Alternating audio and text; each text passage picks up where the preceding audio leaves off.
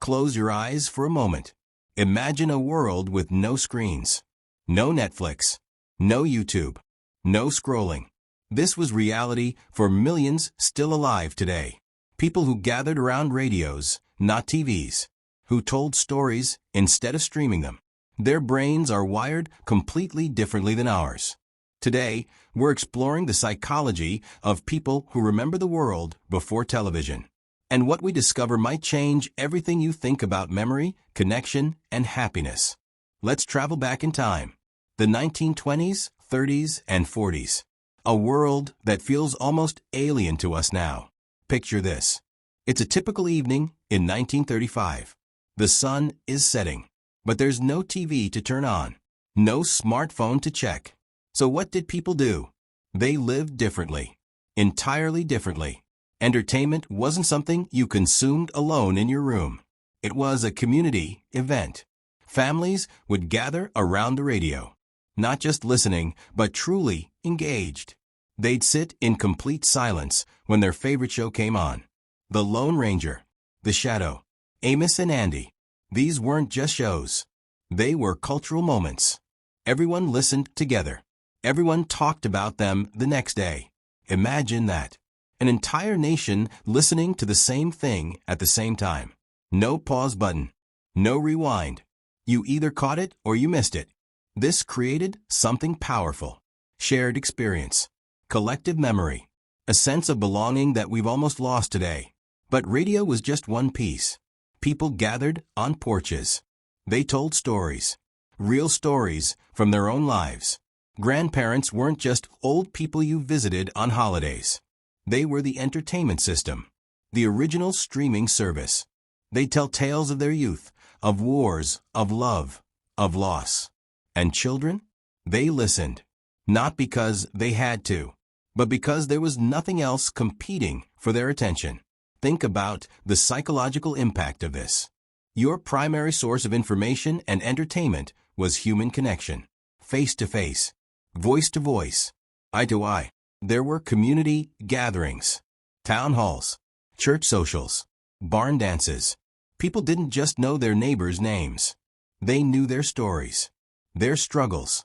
Their joys. Social bonds weren't maintained through likes and comments. They were built through presence, through showing up, through being there in real time, in real space. Now, let's talk about imagination. This is huge. When you listen to a radio drama, your brain does something incredible. It creates the visuals. You have to imagine what the characters look like, what the setting looks like. Every person listening created their own movie in their mind. The same story, but 1,000 different visions. Children grew up exercising their imagination constantly. Not sometimes. Constantly. Reading books without pictures. Listening to stories without screens. Playing games they invented themselves. Boredom wasn't feared. It was an opportunity. An empty afternoon meant building something. Creating something. Imagining something. Their brains were in constant creative mode. Compare that to today. When's the last time you were truly bored?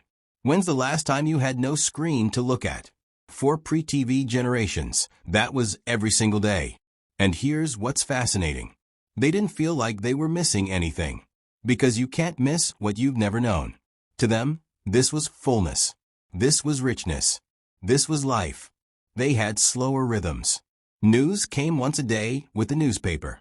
Or twice if you caught the evening radio broadcast. There was no constant stream of information. No notifications. No updates every 5 minutes. This created psychological space. Time to think. Time to process. Time to just be. Their relationship with time itself was different. Patience wasn't a virtue they had to cultivate. It was simply how life worked. You waited for letters. You waited for news. You waited for your favorite radio show. Waiting was normal, not frustrating. Normal. And this shaped their entire psychological framework. Their expectations. Their emotional responses. Their ability to delay gratification. Entertainment was also local and live. Town theaters showed films, yes. But more often, you had live performances. Local bands. Community plays. Traveling performers who came through town. These were events. People dressed up. They anticipated them for weeks. One show could be the talk of the town for months. Because experiences were rare, they were treasured. Each one was savored. Not photographed 50 times and posted online, but actually experienced. Fully, deeply, presently. Think about the psychological weight of that. When experiences are rare, they become precious. When they're constant, they lose meaning. The pre-TV generation lived in a world of precious moments. Not because they were better people, but because scarcity created value. Their social skills were different too. Conversation was an art form. People knew how to tell a good story, how to listen actively, how to read facial expressions and body language. Because that's all they had. No emojis to clarify tone. No text to hide behind. Just human interaction in its rawest form. And they got good at it. Really good at it. This was their world. A world built on human connection, imagination, and presence. A world where community wasn't optional. Where patience was automatic. Where experiences were savored, not scrolled past. Understanding this world is key to understanding their psychology. Because you can't understand how different their brains are without first understanding how different their reality was. And now that we've set the stage, we can dive deeper into the specific psychological traits that make them unique. Okay, here's where things get wild. Their brains are literally built different. Not metaphorically, literally. Let me prove it to you. Grab your grandmother right now. Tell her a story. Any story. A week later, ask her to repeat it back. She'll remember almost everything. The details. The emotions. Even the exact words you used. Now try that with your best friend. They'll remember maybe half. If you're lucky. What's happening here? It's called enhanced auditory processing. Fancy term for super listening powers. Here's the crazy part. When you grow up with only sound as your entertainment, your brain rewires itself. It has to. Radio dramas didn't come with visuals. No facial expressions to read. No body language to interpret. Just voices. And silence. And sound effects. So their brains learn to extract everything from audio alone. Tone. Emotion. Intention. Truth.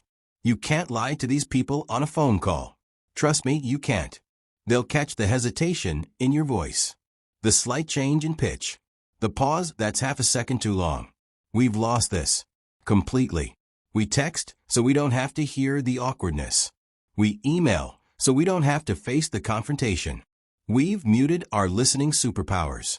But here's something even crazier. Their friendships. Let me ask you something personal. How many friends do you have? Real friends. Not Instagram mutuals. Real ones. Be honest. 5, 10, maybe 20 if you're popular?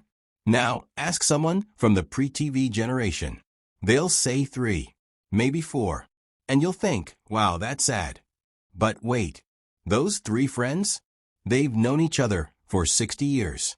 60 years. They've buried each other's parents. Raised kids together. Survived wars together. Cried together. Laughed together. Lived together. That's not friendship. That's brotherhood. We have 500 Facebook friends.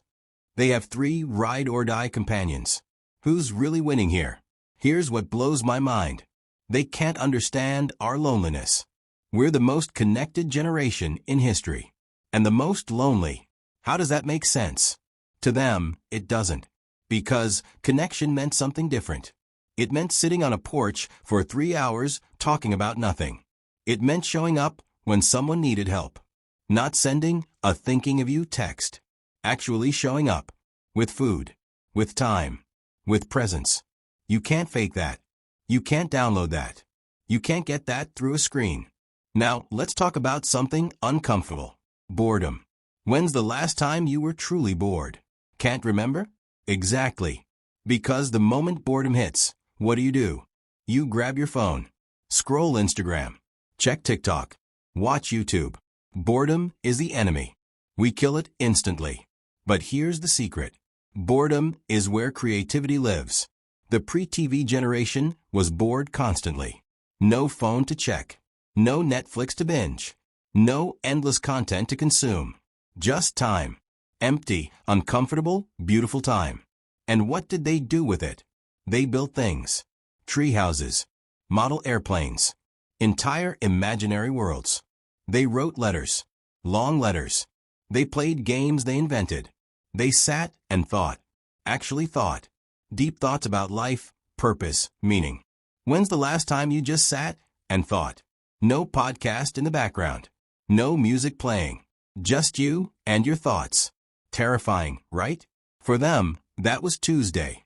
Here's a test. Hand your phone to someone and ask them to hide it. For 24 hours. Just 24 hours. Most of us would panic. Actual panic. What if someone needs me? What if I miss something important? What if I get bored? They lived their entire childhood without phones. Without panic. And they survived just fine. Better than fine, actually. Let me tell you about attention span. My grandfather can watch a 3-hour movie. No phone breaks. No bathroom breaks, unless absolutely necessary. Just 3 hours of focused attention. I can't do that. You probably can't either. 15 minutes in, I'm checking my phone. 30 minutes in, I'm Googling the actors. An hour in, I'm scrolling Reddit while watching. I'm not really watching anything. I'm just dividing my attention into meaningless fragments. They didn't have that option. When the radio show came on at 8 p.m., you listened. Fully. Completely. Entirely. Or you missed it. This trained their brains for deep focus. Sustained attention. Real concentration. Skills we're losing fast. There's one more thing. And this one hits different. Community. They didn't have friends. They had neighbors. What's the difference? You choose friends. You're stuck with neighbors. And that's actually beautiful. Because it meant you had to learn to get along with people who weren't like you. Different politics. Different beliefs. Different lifestyles. But you still helped each other. Because that's what neighbors do. Your neighbor's barn burns down? Everyone shows up to rebuild it. Not because you like him. Because he's your neighbor. We've lost that. We curate our circles. We surround ourselves with people who think like us. Talk like us. Believe like us. It's comfortable. But it's also a bubble. They lived in the real world. Messy. Uncomfortable. Diverse. Real. And it made them psychologically stronger. More tolerant. More adaptable. More human. So what are we looking at here? A generation with superpowered listening. Bonds deeper than our entire friend list combined. Creativity born from boredom. Attention spans we can't even imagine. And a sense of community we've completely forgotten. They're not perfect. They have their issues. But psychologically, they have tools we've lost. Skills we've forgotten. Strengths we desperately need. And the wildest part? They don't even realize how special they are. To them, this is just normal. This is just how humans are supposed to be. Maybe they're right. Picture this. It's 1950. Your family just bought their first television. It cost 3 months of your father's salary. It's sitting in the living room like a shrine. A wooden box with a tiny screen. Black and white. Fuzzy. Imperfect. But it's magic. Actual magic. And tonight, for the first time, you're going to watch it. The whole family gathers. Your father turns it on. The screen glows. And then there it is. Moving pictures. In your home. People talking. Acting. Performing. Right there, in your living room. What does that feel like? Really, try to imagine it. You've spent your entire life using your imagination. Creating pictures in your mind from radio sounds. And suddenly, the pictures are just there. Done for you. No imagination required. For some people, this was pure wonder. Finally, you could see the stories. See the faces. See the world. It was like being given sight after a lifetime of blindness. But for others, it felt like loss. Like something precious was being taken away. Let me tell you about my great-grandmother. She refused to watch TV for 5 years after they got one. 5 years. She'd sit in the kitchen, listening to her radio. while everyone else gathered around the television. My grandfather asked her why. Her answer still gives me chills. Because when I listen, I see them my way. When I watch, I see them their way. Think about that. She wasn't being stubborn. She was mourning the death of her imagination, the death of her mental freedom. And she was right. Something was dying. The transition wasn't smooth. It was jarring, psychologically violent even. Suddenly, families stopped talking during entertainment. You can't talk during a TV show. You'll miss something. But you could talk during radio. You could comment, react, discuss. TV demanded silence. Passive consumption. Just sit there and watch. Neighbors stopped gathering on porches. Why sit outside when you have a show to watch? Why visit when everyone's busy watching their own TV? Community events declined. Town halls, social gatherings, church attendance, all dropped. Because people had something better to do at home. Or so they thought. Children changed overnight. Kids who used to play outside until dark, creating games, building forts, using their imagination. Now they sat inside, staring at a screen. Parents noticed. Go outside and play became a common phrase. Because kids didn't want to anymore. Why play pretend when you can watch cartoons? Why create stories when stories are given to you? The first generation of couch potatoes was born, and older folks were terrified. They saw their grandchildren's minds going soft, their bodies getting lazy, their imaginations withering, and they were powerless to stop it. Because television was progress. Progress can't be stopped, even when it costs something precious. Here's what's fascinating. The resistance wasn't just about TV itself. It was about what TV represented. Control. With radio, you controlled your experience. You imagined what you wanted. You moved around while listening. You created your own meaning. TV took that away. It said, sit here. Watch this. See it our way. And people did. Millions of people. All seeing the same thing. The same way. At the same time. Individuality died a little. Imagination died a little. Freedom died a little. Some people sensed this immediately. They fought it. They resisted. But they lost. Because the pull was too strong. TV was too seductive. Too easy. Too entertaining. Too new. And slowly, even the resistors gave in. My great-grandmother eventually watched. Not because she wanted to, but because she was lonely. Everyone else was in the living room, and she was in the kitchen, alone. So she compromised her values for connection. Think about the psychology of that. She chose loneliness over screens for 5 years. 5 years. Can you imagine that level of conviction? That level of principle? We can't even put our phones down during dinner. But here's where it gets really interesting. The guilt. The pre-TV generation felt guilty about watching television. Genuinely guilty. Like they were wasting time. Being lazy. Doing something shameful. Because in their world, sitting still for hours was wrong. You worked. You created. You moved. Sitting and watching felt like moral failure. We don't feel that anymore. We binge 8 hours of Netflix and feel nothing. Maybe a little regret. But not guilt. Not shame. We've normalized it. They never did. Even decades later, even now. They still feel a twinge of guilt when they watch TV too long. Like they should be doing something productive. Something real. That guilt is psychological resistance. Their old programming fighting their new behavior. And it never fully went away. The generation gap started here. Parents who valued imagination, community, and presence. Children who wanted screens, entertainment, and escape. Sound familiar?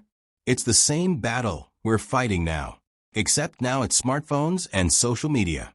But the psychology is identical. One generation mourning what's lost. The next generation embracing what's new. And both sides thinking the other doesn't understand. Here's the painful truth.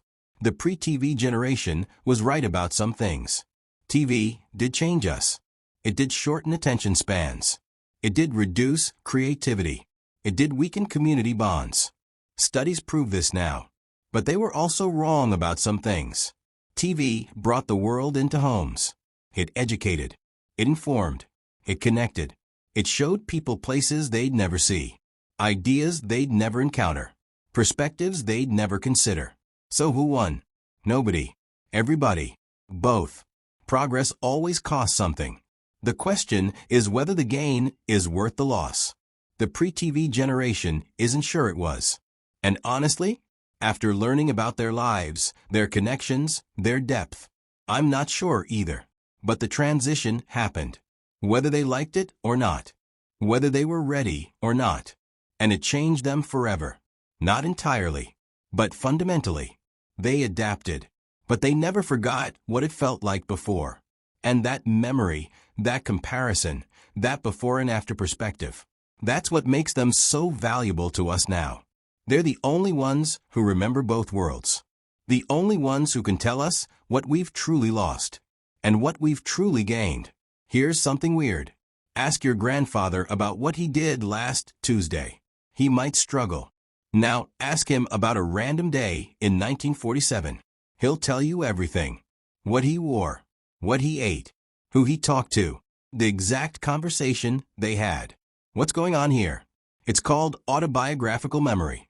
And the pre-TV generation has it in abundance. Their childhood memories are vivid, crystal clear, like high-definition footage stored in their minds. Meanwhile, I can barely remember last month. Why? Because their experiences were richer, deeper, more meaningful. Think about it. When you only have a few experiences, each one counts. Each one gets stored carefully, cataloged, preserved, treasured. When you have thousands of experiences, they blur together. They become background noise. We scroll past 100 videos a day. They watched one movie a month. Which one do you think gets remembered? Their memories aren't just clearer. They're more emotional. Talk to someone from that generation about their first dance. Their eyes light up. Their voice changes. They don't just remember it. They feel it, like it happened yesterday. Because that dance mattered. It was rare, special, earned, not swiped right on an app. Not one of 50 first dates. One dance, one night, one memory, burned into their brain forever. We have photo albums with 10,000 pictures, and we remember none of them. They have shoe boxes with 50 photos, and they remember every single one. The context, the day, the feeling, everything. Now, let's talk about something uncomfortable. Golden age thinking. You've heard it before. Things were better back then. People were kinder. Life was simpler. Is this true? Or is it nostalgia lying to them? Here's the honest answer. Both. Yes, some things were genuinely better. Community was stronger. Relationships were deeper. People were more present. These aren't fantasies. These are facts. But other things were worse. Much worse. Medical care was terrible. Discrimination was rampant. Opportunities were limited. Life was harder in 1,000 ways. So why do they remember it so fondly? Because memory is selective. Our brains don't store reality. They store edited versions of reality. The brain keeps the good stuff, the meaningful moments, the joyful times, and it fades the pain, the struggle, the difficulty. It's not lying. It's protecting. This is called the reminiscence bump. Psychologists have a term for it. People remember ages 10 to 30 better than any other period. Why? Because that's when you form your identity. Fall in love. Make friends.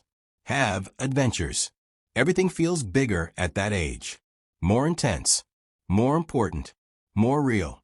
And the pre-TV generation lived those years without screens, without distraction, fully immersed in actual life.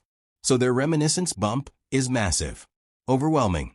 Those memories dominate their psychological landscape. And when they compare then to now, of course then wins. But here's where it gets tricky. This nostalgia isn't just personal. It's generational. They all share it. They all remember a world before screens, before rush, before overwhelm. And they all feel the same loss. This creates a collective narrative. The good old days. And the more they talk about it, the more real it becomes. The more solid. The more true. Even if it's partially myth. Now, is this bad? Should we correct them? Tell them, actually, things are better now? Absolutely not. Here's why. That nostalgia serves a purpose. It gives them meaning, a sense of identity, a story about who they are. I survived the real world, the hard world, the authentic world. That's powerful. That's psychologically protective. It helps them cope with a world that's left them behind. A world that moves too fast, changes too quickly, makes them feel obsolete. Their nostalgia is armor, and we shouldn't take it away. But here's what we should do. Listen. Really listen. Because buried in that nostalgia is truth. Lessons we desperately need. When they say, we used to actually talk to each other. They're not just complaining. They're teaching. When they say, we didn't need all this stuff to be happy. They're not judging. They're offering wisdom. When they say, life was simpler. They mean it was focused, less distracted, more intentional, more present. And they're right. We've complicated everything. We've added layers of noise, screens, notifications, demands, pressure. And we've lost simplicity. Not the simplicity of easy, but the simplicity of clear. Clear priorities, clear relationships, clear purpose. They had that. We don't. And somewhere deep down we know it. That's why their nostalgia bothers us. Not because it's false, but because it's partially true. And that truth is uncomfortable. It forces us to ask questions. Are we actually happier? Are we actually more connected? Are we actually living better? Or have we traded depth for breadth? Quality for quantity? Meaning for convenience? These are hard questions. And the pre-TV generation's memories force us to confront them, whether we want to or not. Here's the beautiful part. Their nostalgia isn't sadness. Not really. It's gratitude. Gratitude that they lived in that world, experienced that depth, knew that connection. They're not saying, I wish I could go back. They're saying, I'm glad I was there. And that's different. That's profound. Because it means they're not stuck in the past. They're honoring it, carrying it, sharing it, hoping we'll learn something from it. And maybe we should. Maybe we should stop dismissing their back-in-my-day stories and start actually listening. Because those stories aren't just memories. They're warnings. They're blueprints. They're maps to things we've lost and might desperately need again. The pre-TV generation remembers both worlds, before and after, simple and complex, slow and fast. They're the bridge, the only bridge we have, between a world we'll never see and a world we can't escape. Their memories matter, not because the past was perfect, but because it was different. And different offers perspective. Perspective we're starving for. So next time your grandparent starts a sentence with back in my day, don't roll your eyes. Lean in. Because what comes next might change how you see everything, including yourself. All right, let's get real for a second. We've spent this whole time talking about them, their world, their psychology, their memories. But what about us? What do we do with all this information? Here's the thing. We can't go back. We can't uninvent television, or smartphones, or the internet. And honestly, we wouldn't want to. These tools have given us incredible things. Knowledge, connection, opportunity. But we've also lost something. Something critical. And the pre-TV generation holds the key to getting it back. Not all of it, but some of it. The important parts. So let's talk about what we can actually learn. First lesson. Presence. Real, actual, undivided presence. They lived it every single day. Not because they were better people, but because they had no other option. When someone talked, you listened. When you were somewhere, you were actually there. No phone to check. No notifications to answer. Just you. And the moment. We've completely lost this. We're physically present but mentally absent. Sitting with friends but scrolling Instagram. At dinner but answering emails. With family but watching TikTok. We're nowhere. Fully. And it's killing our relationships. Our happiness. Our sanity. Here's what you can do today. Right now. Pick 1 hour. Just one.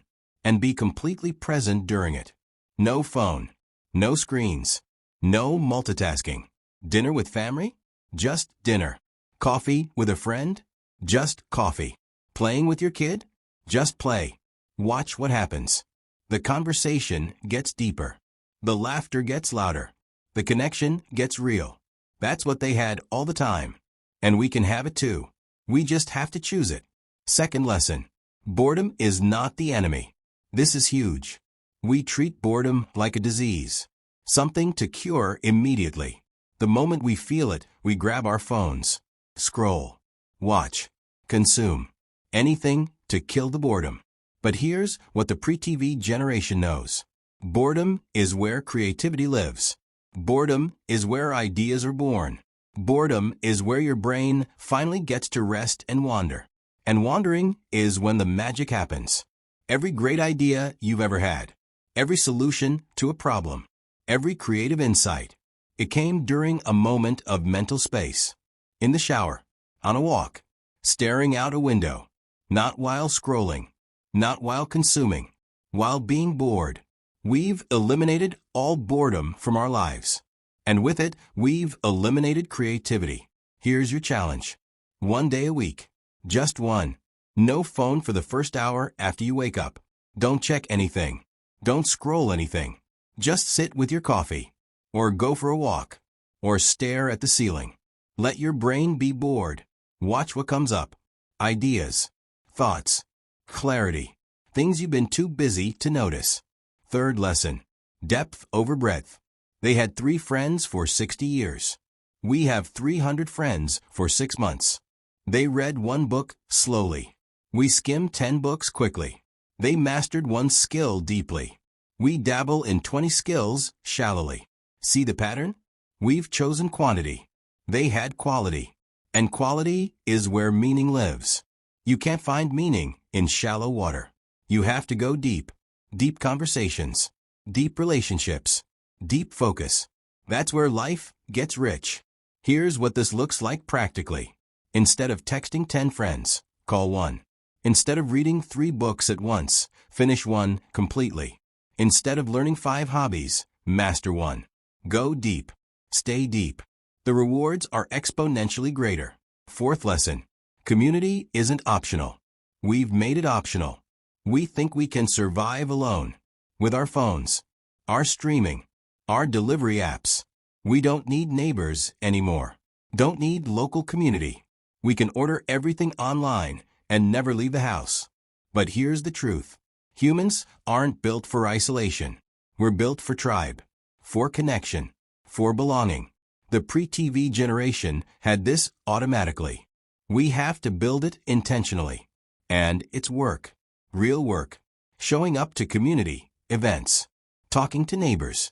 Joining local groups. Being part of something bigger than yourself. It's inconvenient. It's uncomfortable. It's time-consuming. But it's also essential. For mental health. For meaning. For survival. Start small. Learn your neighbor's name. Go to 1 local event this month. Join 1 group. 1 club. 1 gathering. Show up. Be present. Connect. You'll be shocked at the difference it makes. Fifth lesson. Slow down. Just slow down. They lived at human speed. We live at digital speed. And it's destroying us. Our brains weren't designed for this pace. This constant input. This endless stimulation. This relentless rush. We're burning out at record rates. Anxiety is skyrocketing. Depression is epidemic. Because we're moving too fast. Faster than our bodies and minds can handle. The pre-TV generation moved at walking speed. Conversation speed. Thinking speed. And their brains were healthier for it. You don't have to abandon technology. But you do have to set boundaries. 1 screen-free evening a week. 1 tech-free morning. 1 day where you move at human speed. Cook a slow meal. Have a long conversation. Take a walk without headphones. Let yourself be slow. It'll feel wrong at first. Like you're missing something. Like you're falling behind. But you're not. You're actually catching up. To yourself. To your life. to what matters. Here's the big picture. The pre-TV generation isn't asking us to go backwards. They're asking us to remember. Remember what it feels like to be fully present. Remember what it feels like to think deeply. Remember what it feels like to connect truly. These aren't old-fashioned values. These are human values. Timeless, universal, essential. And we're forgetting them. In our rush to move forward, we've left behind the things that make us human. Presence, creativity, depth, community, pace. But it's not too late. We can still choose these things. Not instead of technology, but alongside it. Balanced, intentional, conscious. That's the lesson. Not to reject the new, but to remember the essential. Not to abandon progress, but to preserve humanity. The pre-TV generation lived fully human lives. Not perfect lives, but human lives. Connected, present, meaningful, real. And that's something worth learning, worth fighting for, worth choosing. Every single day, the pre-TV generation holds wisdom we desperately need. But they won't be here forever. So do this. Call your grandparent this week. Ask them about life before television. Then actually listen. One conversation could change everything. If this video gave you value, hit subscribe right now. We're building a community that chooses depth over distraction. Don't miss what's coming next. Subscribe. Hit the bell. Take action today. Make it count.